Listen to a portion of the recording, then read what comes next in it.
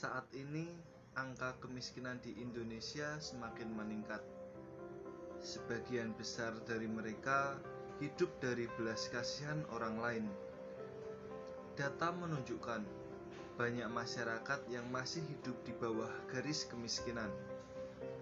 Menurut BPS, per Maret 2020, tingkat kemiskinan di Indonesia meningkat menjadi 9,78% atau sekitar 26,42 juta jiwa.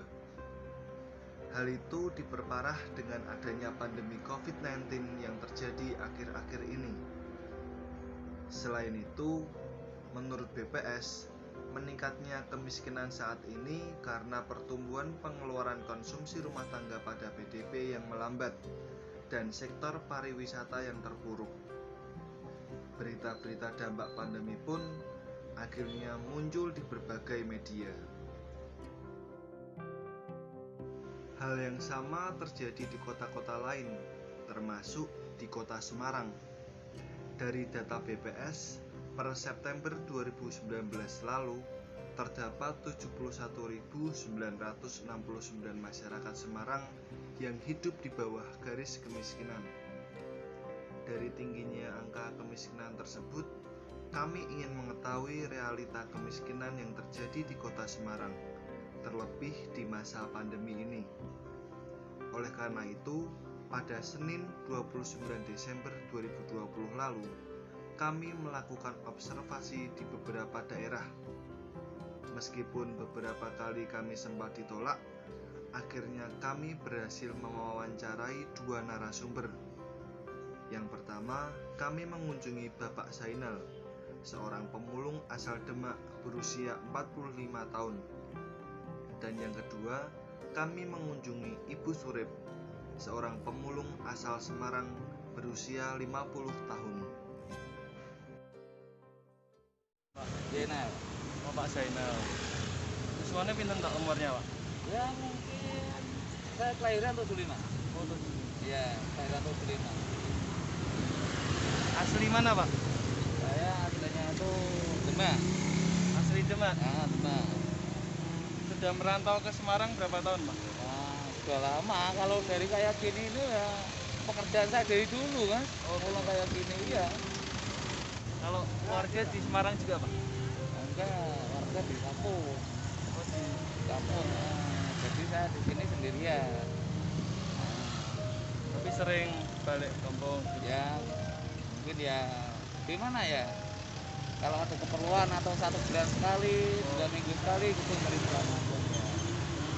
Ya, ya. Kalau anak-anak Bapak kelas berapa, Pak, umurnya atau Anak saya udah menikah. sudah menikah? Udah menikah ya. Kali Bu Surip. Oh, Bu Surip. Ya. Siswanya pinten, Bu? Siswanya umurnya berapa? Umurnya Ya, 50. 50 tahun. Oh. Sudah tua. Oh ya. Rumahnya daerah mana, Pak? Rumah. Temannya kemarin kamu kali. Nah, rumah saya aslinya ibu saya Pasaragar. Oh, Pasarangga. Ya, bapak saya Penggarung. Berapa bersaudara? Kakak? 3. Oh, 3. Ibu Ya, bareng? lakinya 1, perempuannya 2 sama saya sama adik saya. Oh, ibunya bareng berarti, Bu? Pasik saya. Oh, Mas bareng. Ya. Ibu tengah. Tengah, saya tengah-tengah. Mencari rosok, Rosok. turun, campur ke 2000 tuh. Di- Makanya nak nu makan, nak nu ndak. Gitu toh Mas. Oke. Rosok, alah ridik ya Mas, cukup ke makmu Mas. Sekilo 2000. 2000. Itu botol atau kertas? Ya campur Mas. Oh, campur-campur. Embe, bodong gitu. 2000. Ya. Itu cukup, Bu, buat makan sehari-hari gitu, Bu? Sehari. Ya nak nu cukup, nak nu ndak. Oh, Piye to Mas? berarti ya makannya kadang-kadang gitu ya, Bu? Kadang-kadang dibantu sama kakek sama kerja Mas. Tidak dibantu ya saya tidak cukup. Oh ya. Itu Mas. Sebelum mulung Ya. Sebelum mulung dulu saya di bangunan. Sekarang fokus mulung aja Pak. Ya karena fisik sudah nggak mampu. Kan kalau kerja kayak gini istilahnya kan tenaga bisa diatur kan. Kalau di bangunan kan harus dipaksa, tenaganya harus mampu kan gitu maksudnya. Iya. Biasanya sehari berapa Pak? Dapat uang atau berapa kilo kalau mulung gitu Pak? Wah kalau mulung itu sekarang itu nggak bisa dipastikan mas. Juga satu dari segi faktor pencarian juga susah. Jadi kalau dari segi keuangan itu ya bisa dikatakan itu gimana ya, minim lah. Bisa dikatakan minim gitu aja ya. Kalau dirupiahkan Pak, misalnya kira-kira gitu. Kalau dirupiahkan misalkan gimana ya, ya mungkin sehari atau berapa itu mungkin sekitar 50-60 itu sudah maksimal. Nah, 50 sampai 60 itu sudah maksimal. Ya, sudah sehari penuh berangkat pagi sampai nanti petang gitu. Kalau saya pikir itu ya ada juga kendalanya sih, ada juga kekurangannya. Dari pencariannya juga susah, dari segi harganya juga turun gitu. Ada juga ya kendalanya, ada juga. Kalau Bapak takut gak Pak sama virus corona gitu? Ya semua orang pasti namanya nggak ada ya nggak takut ya, pasti ada takut semua orang, itu pasti semua orang itu pasti takut juga. Nah, kalau untuk saya sendiri aja sih cuma lulusan SD dulu ya, mata-matan SD aja udah, habis itu nggak ngelanjutin lagi. Kalau nggak ngelanjutin kenapa Pak? Ya, ya mungkin gimana ya, mungkin juga dengan keadaan orang tua dulu kan kayak gitulah, semuanya mungkin bisa dikatakan serba kekurangan gitulah. Ada bantuan pemerintah. Oh, ada. Ya. Itu berupa apa Bu? Sembako atau uang tunai? Ya, aku. Sembako. Ya, 50. Dan tak tiga uang Oh, uang 200. 200.000. Ya. Nah, sini saya enggak dibantu sama pemerintah. Dari gereja. Adik saya. Oh, adik. Pemerintah. Itu. Kalau adiknya di mana Bu? Pegaron. Oh, Penggaron sana. Ya, sana. Kalau dari pemerintah itu keluarga saya itu cuma dapat berapa kali aja itu yang di kampung kan. Ya, tapi kalau kayak kadang-kadang di jalan gini kadang-kadang, tapi tidak pasti. Kadang ada yang ngasih, ada yang enggak gitu. Tapi ya banyak enggaknya. Bisa dikatakan dikasih orang itu seminggu sekali belum pasti. Ya, kalau menurut saya intinya cuma satu aja. Pandemi ini segera berakhir gitu aja. Gitu aja. Ya kalau semua orang hidup lah, saya pikir itu semua pasti ada hidup semangatnya ya.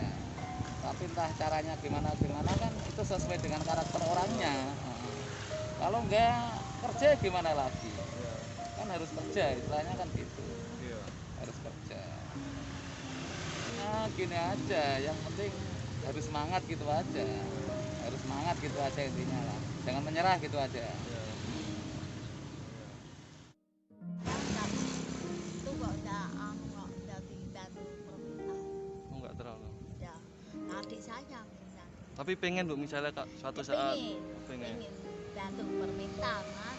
Saya dan punya yang pengen pemerintah. Oh ya. Pak, ini ya saya kok tidak punya apa-apa. Saya kalau dibantu Bapak, itu toh Mas. Ya. Lah bicara sama Sekawi, Mas. Ya. Itu toh. Iya. Realita kemiskinan di Indonesia saat ini masih terlalu tinggi. Jumlah masyarakat miskin dan terlantar terus meningkat. Bantuan pemerintah sebenarnya sudah disalurkan, tetapi masih banyak rakyat yang mengalami kesulitan hidup dan masalah kesejahteraan sosial lainnya, seperti gelandangan, pemulung, dan masih banyak lagi. Terlebih di masa pandemi ini, banyak saudara kita yang butuh uluran kasih dari kita. Pemerintah dan kita semua memiliki kewajiban untuk merangkul mereka dengan memberikan bantuan yang berguna, seperti bahan makanan, pakaian, dan lain sebagainya. Kita yang hidup berkecukupan mestinya lebih bersyukur atas apa yang telah kita terima. Jika berbicara mengenai kemiskinan, keteladanan Fransiskus Assisi menjadi role model yang dapat dicontoh. Ia tidak hanya berteori ria, tetapi mau turun tangan kepada mereka yang kecil dan miskin.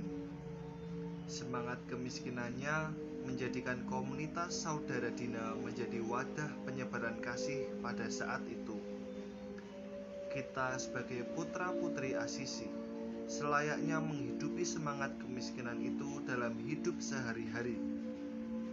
Kita ditantang untuk ambil bagian dalam karya penyelamatan Allah dengan merengkuh saudara kita yang miskin dan menderita.